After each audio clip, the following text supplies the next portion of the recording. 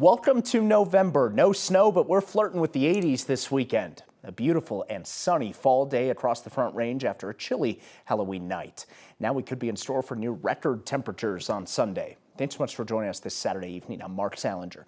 Want to get right over to 9 News meteorologist Jaden Knowles. And Jaden, we're used to talking about snow this time of year, November 1st. Instead, this year, we're talking about like summer-like temperatures. Mark, summer-like temperatures, maybe even jump into the swimming pool as we head into tomorrow, because we're going to see the upper 70s.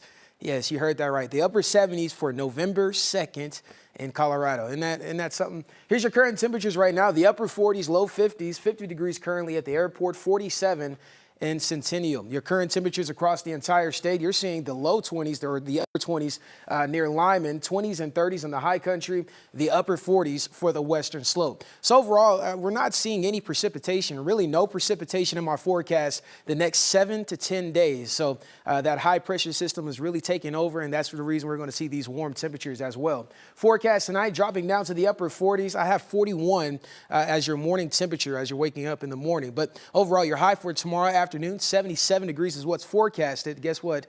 That record is 78 degrees set back in 2008. And I'll talk more in detail and more in depth in the forecast about what to expect for your Sunday, as well as just next week in my full forecast. Mark? Jaden, thank you. Back here on the Front Range, a teenager is in custody after a drunken street race killed a man in Aurora overnight. Aurora police responded to the scene on East Alameda Parkway in South Chambers. Officers found a car rolled over with 3 people inside. Police say the driver and a teen passenger were taken to the hospital and are expected to be okay. The 3rd passenger died at the scene. Police say the driver was street racing on Alameda when he lost control and went off the road. Police then say he hit a store sign and rolled over. Police believe that he was under the influence of alcohol. He was also driving with a revoked license for a previous DUI. Well, today marks 70 years since the deadliest plane crash in Colorado history. Still not a lot of people know about it. For the last 7 decades, there's been no permanent memorial for those who died when a plane departed from the old Stapleton Airport and was blown up by a bomb. Today, though, that changed. 9 News reporter Evan Krudel was at the memorial as victims of the plane crash were finally honored. Thomas L. Croach. At the base of the old Stapleton Flight Tower, hundreds gathered for a long-awaited goodbye to the victims of Flight 629. The victims of United Flight 629 will not be forgotten. November 1st marks 70 years since 44 people were killed when a flight from Denver to Oregon exploded and crashed over farm fields in Weld County. The FBI would later learn 23-year-old Jack Gilbert Graham had placed dynamite and a timer in his mom's luggage as part of an elaborate plot to collect life insurance. On the Day of the Dead, November 1st, 1955, my parents were blown up by a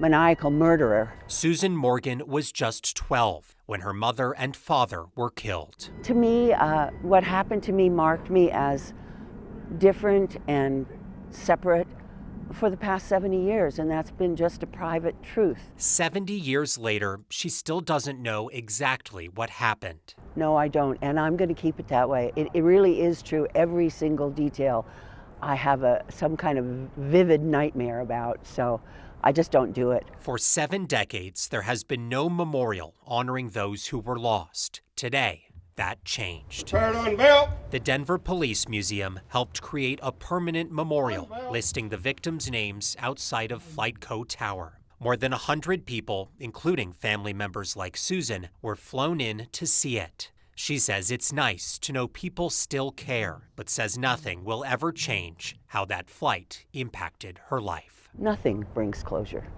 and I don't need closure. I've given up on it. I have made a life for myself that I feel I'm lucky to have. That was Evan Krudel reporting. That crash led to several changes in the airline industry, including current law, which makes crimes committed in the sky a federal offense. It also changed how airline security works, leading to much stricter checks on baggage. If you're an Xcel Energy customer anywhere in Colorado, you're going to start seeing some changes to your bills. Starting today, the company is changing the hours when electricity costs the most for you to use. The new rate structure shifts the peak pricing to 5 through 9 p.m. That means energy will be the most expensive during those hours. Experts say small appliances like microwaves won't really drive up your bill, but larger ones like laundry machines, for example, could. The cheapest time to use the power will now be overnight through mid-afternoon and all day on weekends as well as holidays. Moving to Washington now, the government shutdown is inching closer to becoming the longest in American history.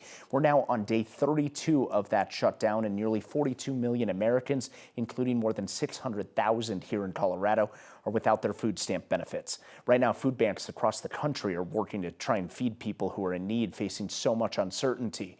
One day after two federal judges ruled that the Trump administration must use emergency funds to pay for SNAP, a federal court is now giving the government two options. It can either make a full payment by Monday or partial payments by Wednesday.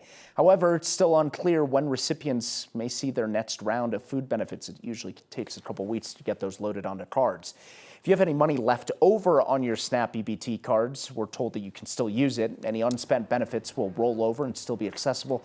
Funds do expire if they're left untouched for several months, but states are usually required to provide a 30-day notice before that happens.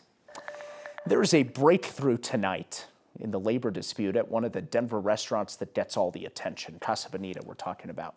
After days of striking, the cliff divers will be back jumping again, it seems. The walkout came after months of stalled negotiations with management there at Casa Bonita. Union officials say the mediation agreement means that workers have agreed to return to work starting as early as tomorrow. Casa Bonita performers unionized nearly 1 year ago, demanding fair wages and better safety practices.